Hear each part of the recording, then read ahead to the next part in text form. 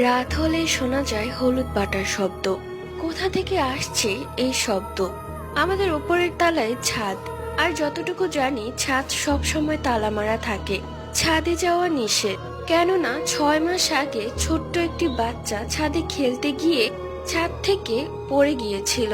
তার বাবা মায়ের একমাত্র মেয়ে ছিল সে। খুবই খারাপ অবস্থায় মৃত্যু হয়েছে। এরপর থেকে ছাদ তালা মেরে দেওয়া হয়। শুধু দারোয়ান ছাড়া আর কেউই উঠতে পারে না ছাদে। তাহলে কি এইভাবে রাতের বেলা শব্দ করছে?